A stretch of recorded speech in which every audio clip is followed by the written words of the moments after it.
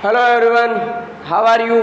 आई hope आप सब अच्छे होंगे, बेहतर होंगे और समझते होंगे। तो आप सबका स्वागत है आरसी कोचिंग सेंटर के इस यूट्यूब चैनल के ऊपर, जहां पर हम क्लास 10th के एक्सरसाइज 9.1 की सम नंबर 9 को लेकर आ चुके हैं। लास्ट क्लास में हमने सम नंबर 8 को किया था। इस क्लास के अंदर हम सम नंबर 9 को करने वाले हैं। तो चलिए, यकीन मानूंगा क्लास बेहतरीन रहने वाली है, फुल एनर्जी के साथ रहने वाली है। तो चलिए मैं क्वेश्चन नंबर 9 को स्टार्ट करता हूँ। इसके अंदर क्या कहता है क्या नहीं कहता है, पढ़ लेते हैं हम। तो उम्मीद मानूंगा लास्ट क्लास में आपने बेहतर तरीके से किए होंगे। 9 नंबर सम में क्या कहता है, देखिए कि एक मीनार के पाद बिंदु से एक भवन की शिखर का उन्नयन कोण 30 डिग्री। देखो, दो चीज की बात हो रही है, एक भवन की बात हो रही है, एक मीनार की बात हो रही है। एक भवन की बात हो रही है और एक आपके मीनार की बात हो रही है। मीनार के पाद बिंदु से एक भवन के शिखर का उन्नयन कोण 30 डिग्री का है। देखिए, ये मीनार मान लीजिए, ये भवन मान लीजिए, इसके पाद बिंदु की बात की जा रही है। आगे पढ़ते हैं पूरा क्वेश्चन। और भवन के पाद बिंदु से मीनार की शिखर का उन्नयन कोण 60 डिग्री का है। यदि मीनार की ऊंचाई 50 मीटर है, देखिए सबसे ऊंची तो मीनार है, तो इसे मीनार मान लीजिए। इसकी ऊंचाई हमें दे दी, ये हमारी मीनार है, ये हमारा भवन है। आगे देखिए क्या कहता है। अब दोबारा से चलिए, क्या कहता है कि एक मीनार के पाद बिंदु से एक भवन की शिखर का उन्नयन कोण 30 डिग्री का है। देखिए, ये मीनार का पाद बिंदु ये है, भवन का शिखर ये है, तो ये जो कोण बन रहा है वो कितने का बन रहा है? 30 डिग्री का। ये जो कोण बना रहा है वो कितने डिग्री का बना रहा है? 30 डिग्री का। शेप थोड़ी सी अलग होगी यार, यहां से यहां तक ये कोण बन रहा है वो 30 डिग्री का। मीनार का पाद बिंदु आपका ये है और शिखर ये है। तो समझने, शेप पर मत जाइए, समझने की कोशिश कीजिए आप। और भवन के पाद बिंदु से मीनार की शिखर का उन्नयन कोण, भवन का पाद बिंदु ये है, मीनार ये है, इसका शिखर ये कितने डिग्री का है? 60 डिग्री का कोण बनाता है। ये आपका 60 डिग्री का कोण हो गया। अब देखिए करना क्या है इसके अंदर। यदि 50 मीटर मीनार की ऊंचाई है तो भवन की ऊंचाई याद कीजिए। यानी हमें याद क्या करना है? हमें तो ये निकालना है, भवन निकालना है, भवन की ऊंचाई को याद करना है। तो देखिए इसके अंदर क्या करना है, ये 60 डिग्री का थोड़ा सा रेंज हो गया। एक ये दे रखी है, ये हम याद कर लेते हैं, आधार निकल जाएगा। दो कोण बन रहे हैं इसके अंदर, एक 30 डिग्री का, एक 60 डिग्री का। तो चलिए हम क्वेश्चन को सोल्व करते हैं। नामकरण कर देते हैं ABCD त्रिभुज। पहले हम किसका निकाल रहे हैं? 60 डिग्री वाले का निकाल रहे हैं, क्योंकि इसके अंदर एक वैल्यू दे रखी है, दूसरी हमें निकालनी है। तो 60 डिग्री के अंदर देखिए लंब और आधार के बाद तो 10 ही लगेगा, लंब और आधार। देख लीजिए, हम बहुत से क्वेश्चन कर चुके हैं ऐसे लाल बटे कक्का। लंब और आधार का 10 अब तक तो रटीज गया होगा माइंड के अंदर कि 10 पहले वो लिख देना, राइट कर देना कि कौन सी त्रिभुज की बात हो रही है। त्रिभुज BCD में, त्रिभुज BCD में, जहां पर C आपका समकोण है। देखिए 60 डिग्री की बात कर रहे हैं तो 90 डिग्री का कोण आपका ये रहेगा 60 डिग्री वाले में। और जब हम 30 डिग्री की बात करेंगे, जब 30 डिग्री की बात करेंगे तो 90 डिग्री का कोण आपका ये रहेगा। इस चीज को भी ध्यान से समझोगे। और जहां 90 डिग्री का कोण बनता है उसे हम क्या करते हैं? बीच के अंदर यानी मध्य के अंदर लेते हैं। तो C को हम यहाँ मध्य में लेंगे। 10B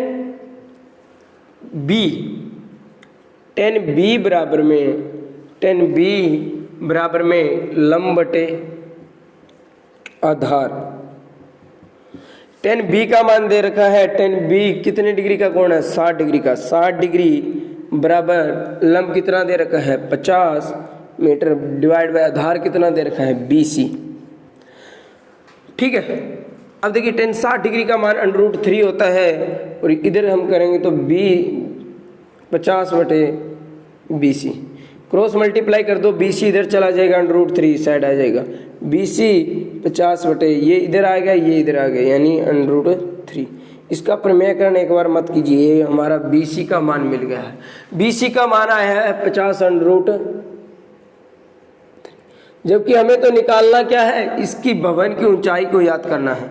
आधार मिल गया है, ये निकालना है, तो क्यों ना दोनों के कॉम्बिनेशन को उठा लेते हैं। 30 डिग्री के कोण की बात कर रहे हैं, इसके सामने ये लंब हो गया, ये आधार हो गया। लंब और आधार 30 डिग्री का ही लगने वाला है।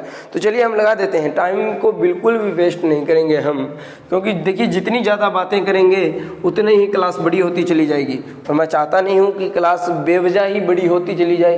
तो चलिए हम त्रिभुज, इस बार देखिए कोण 90 डिग्री का कौन सा है, त्रिभुज ABC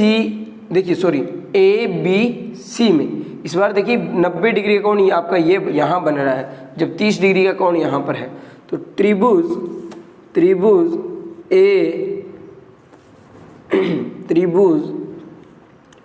ABC में जहाँ पर आपका B जो है वो 90 डिग्री का कोण है, ठीक है। तो फॉर्मूला लगाइए, 10 इस बार C का निकाल रहे हैं, 10C बराबर लंब बटे आधार, 10C बराबर लंब बटे आधार। 10C की वैल्यू कितनी दे रखी है, 10C की वैल्यू 30 डिग्री, C की वैल्यू 30 डिग्री बराबर लंब कितना दे रखा है AB, लंब कितना आपका A और B, आधार कितना दे रखा है आपका BC, ठीक है। 30 डिग्री का मान कितना होता है, तो आपको निकाल के देख लेना। 30 डिग्री का मान 1/√3 होता है, पीछे भी आपको क्लास में बहुत बार करा चुका हूँ। लंब आपका AB दे रखा है और आधार आपका BC का मान कितना था 50/√3। क्रॉस मल्टीप्लाई कर दीजिए, ये डिवाइड वाला इस साइड मल्टीप्लाई में, ये मल्टी वाला इस साइड डिवाइड में, ठीक है। देखिए ये इस साइड में गया तो 50/√3 हो गया, और ये इस साइड गया तो AB/√3।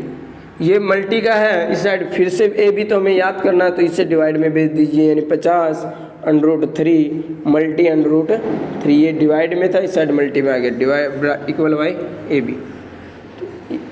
आगे देखिए 50 और √3 से √3 को जब किया तो 3 बच गया, √ से √ कैंसिल हुआ और बराबर में AB, यानी AB का मान जो है वो 50/3 आया। इसे आगे सॉल्व करते हैं तो डिवाइड कर लेना, 16 × 3 = 48, 2/3, यानी AB का मान हमारा आया 16 सही 2/3।